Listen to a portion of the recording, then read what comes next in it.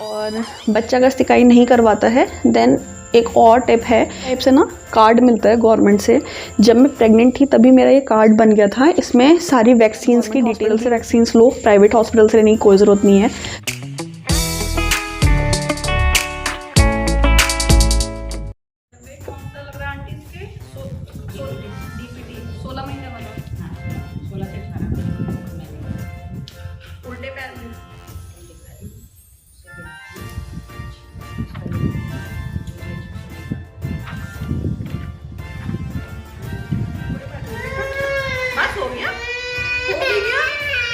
कुछ नहीं हुआ बेटा, कुछ नहीं हुआ। और चलो सुई लगा दी।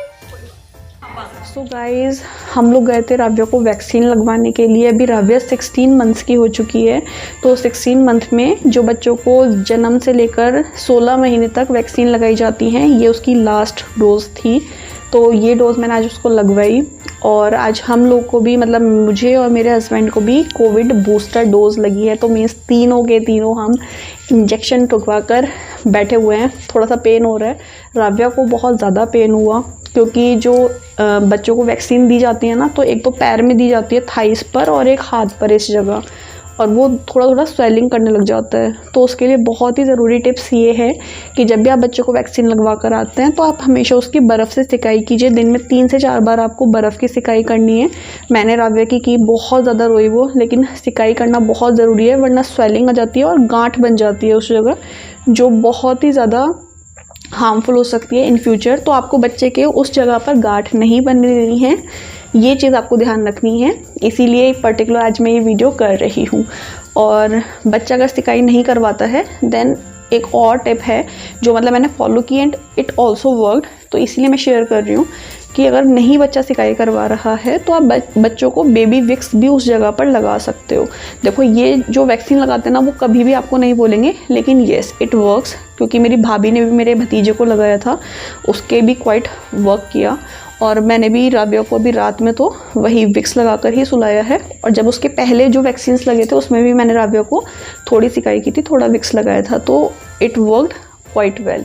तो आप ये टिप्स फॉलो कर सकते हो। एंड येस, अभी तक किसी ने कोविड बूस्टर डोज अगर नहीं लगवाई है देन येस गाइज, आप कोविड बूस्टर डोज भी ज़रूर लगवाइए।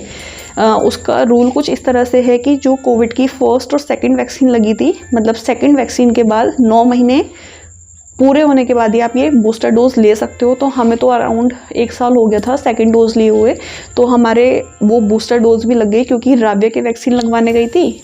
और हम लोग तो क्योंकि गवर्नमेंट के ही जो वैक्सीन्स हैं वो ले रहे हैं, तो उसी में ये कोविड वैक्सीन्स भी लग रहे थे, वो भी हमारे हैंड टू हैंड लग गए। अच्छा, अब मेरा यहाँ पर एक जो वीडियो बनाने का पर्पस है वो ये है, बहुत लोग क्या करते हैं कि प्राइवेट हॉस्पिटल से वैक्सीन्स लेते हैं। Then yes guys, it is completely your choice, आप ले सकते हो, लेकिन वो बहुत ज़्यादा कॉस्टली पड़ते हैं। इवन एक वैक्सीन की कॉस्ट 3000 से 3500 की होती है। अगर आपको 2 या 3 वैक्सीन लगवाने हैं तो इट मीन्स कि एक बार में आपके 8 या 9000 रुपये लगने वाले हैं। जब हमें सरकार ये चीज़ फ्री ऑफ कॉस्ट दे रही है then why to waste your money. आप वही सेम वैक्सीन गवर्नमेंट से ले सकते हो, और इवन पूरे कार्ड बना होता है, लेट मी शो यू। इस टाइप से ना कार्ड मिलता है गवर्नमेंट से।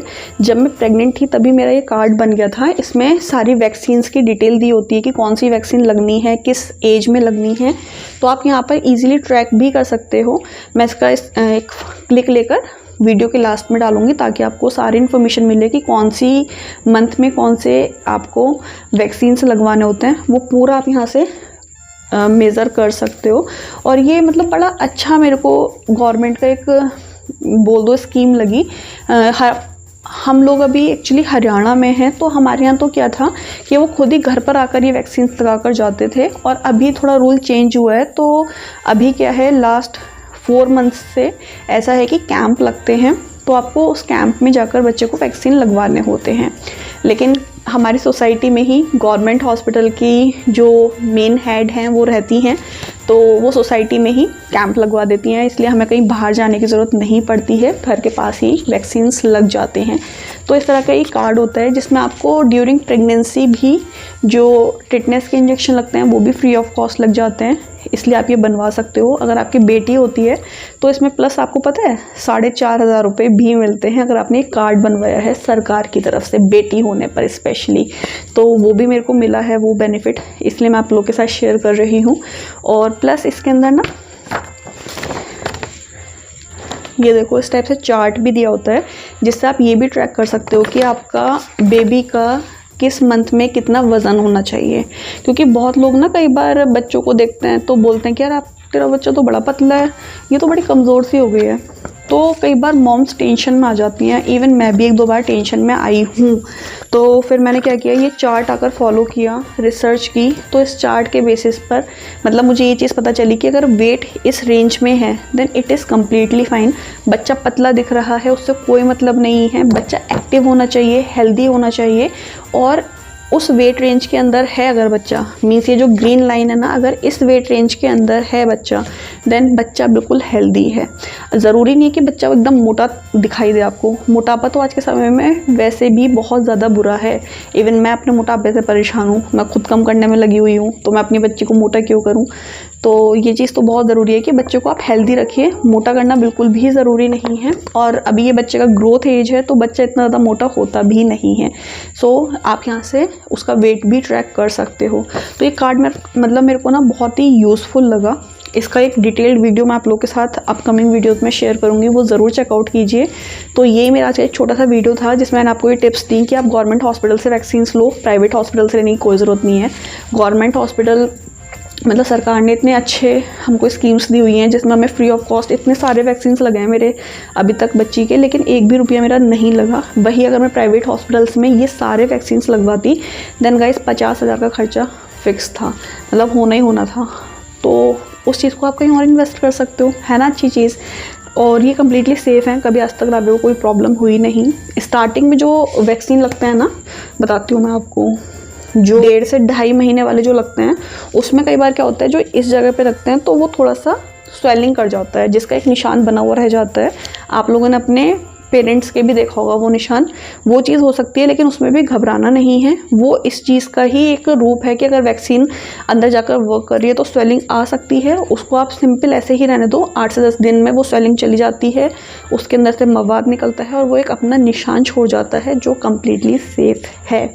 और इसके साइड इफ़ेक्ट्स ये होते हैं कि अगर वैक्सीन लगवाए तो कई बार बच्चों को फीवर आता है, तो उसके लिए वो अलग से पैरासीटामोल देते हैं, वो आप बच्चे को ज़रूर दे दीजिए, देन आपका बच्चा कम्प्लीटली सेफ़ है। बस यही हमारा आज का वीडियो था।